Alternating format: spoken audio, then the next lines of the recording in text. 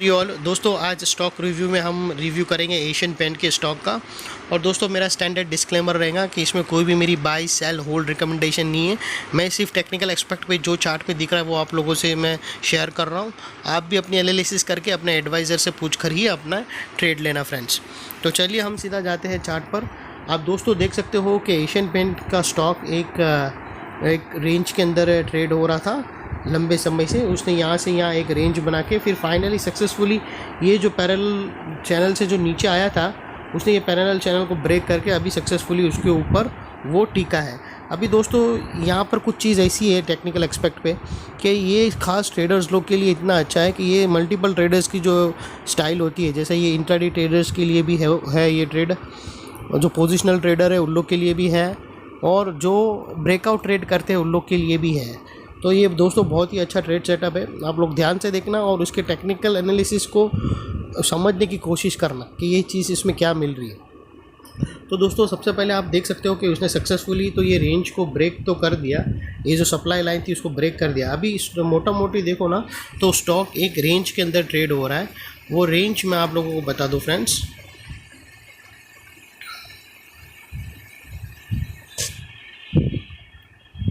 दोस्तों अगर आप देखो ना तो ये स्टॉक की एक रेंज है, वो ये रेंज के अंदर ही ट्रेड हो रहा है। अभी जैसे ही यहाँ से ये रेंज ब्रेकआउट करेगा तो ये एक ट्रेड सेटअप हो जाएगा। ये ट्रेड सेटअप हो जाएगा ब्रेकआउट ट्रेडर्स के लिए, पोजिशनल ट्रेडर्स के लिए। तो यहाँ से जैसे ही निकलेंगे तो उसके कुछ टारगेट्स बनेंगे और वो टारगेट्स हम देख लेते हैं अब कहाँ तक आ सकता है। तो उसका जो चांसेस है वो अराउंड 32,442 तक आ सकता है। ये उसके चांसेस है, जिसको मैं ग्रीन में कर देता हूँ। लेकिन फ्रेंड्स यहाँ से आने से पहले मार्केट को है ना कुछ रेजिस्टेंस है उसको फेस करना है। ये देखो टारगेट्स तो वो आएगा कोई बात नहीं, लेकिन टारगेट्स के आने के कुछ बीच में है ना कुछ स्ट्रॉन्ग रेजिस्टेंस है। वो रेजिस्टेंस फेस करते करते ही उसको फिर ऊपर की साइड लेके जाएगा, डायरेक्ट तो नहीं आएगा। तो यहाँ का जो देखो ये जो ग्रीन लाइन के बीच में ना दो रेड लाइन मैंने बनाई है, ये स्ट्रॉन्ग रेजिस्टेंस है। अभी यहाँ से ब्रेकआउट होने के बाद है ना हो सकता है कि ऊपर की फर्स्ट रेजिस्टेंस फेस करके वापस रिटेस्ट करने आवे और फिर ऊपर जावे। तो ये जो ग्रीन लाइन तक पहुँचने से पहले, यहाँ से ब्रेकआउट होने के बाद ये जो ग्रीन लाइन तक पहुँचने से पहले उसको दो बड़े रेजिस्टेंस है उसको पार करने होंगे। वो अप्रॉक्सीमेटली अराउंड 31 ये है, ये दो रेजिस्टेंस 31.4 हाँ 31.42 और 30.30 ये दो रेजिस्टेंस है जो उसको यहाँ से निकालना है। तो दोस्तों ये हो गया ट्रेड सेटअप ब्रेकआउट के लिए और पोजिशनल ट्रेडर्स के लिए।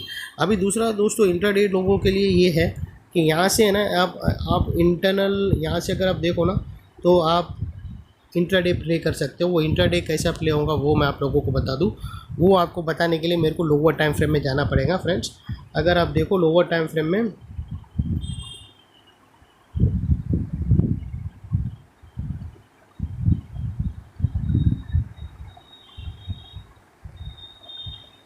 दोस्तों ये वही रेंज है जिसकी मैं बात कर रहा था आप लोगों से, जो मैंने दो ब्रेकआउट ट्रेड बताया था। तो ये रेंज के पहले ना यहाँ पर आप लोगों को खास करके ध्यान रखना है कि ये रेंज के अंदर भी है ना दोस्तों मार्केट एक पैरेलल चैनल के थ्रू ही जा रहा है।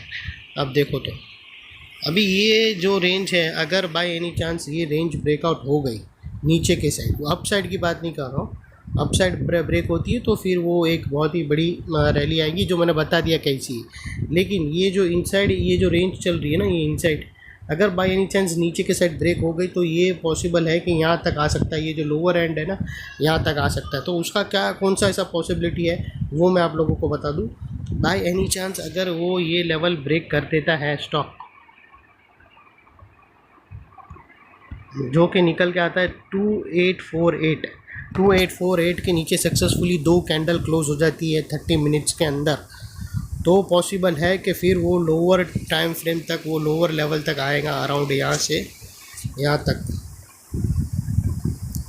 मतलब वो फिर स्पीड में आएगा, लेकिन उसके ब्रेकआउट की वेट करना है। मतलब ये जो इसके नीचे जाएगा यानी डेफिनेटली ये जो रेंज है वो ब्रेकआउट हो जाएंगी, और ये रेंज ब्रेकआउट होने से ये स्टॉक यहाँ तक आ सकता है। ये जो एरिया है ना नीचे का, ये 2839 से लेके 2685 तक आ सकता है।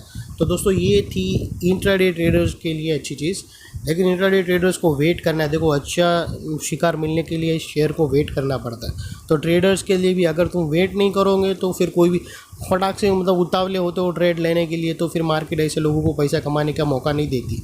आपको वेट करना है अपने ट्रेड सेटअप का, कंफर्मेशन कैंडल्स का, उसके बाद ही ट्रेड लेना है। तो दोस्तों ये थी एनालिसिस, इसमें मैं आप बता दिया इंट्राडे ट्रेडर्स लोग के लिए क्या चीज़ है, कैसा है, कौन सी चैनल देखना है, और हायर टाइम फ्रेम वाले लोग के लिए मैंने पोजिशनल ट्रेड भी बता दिया।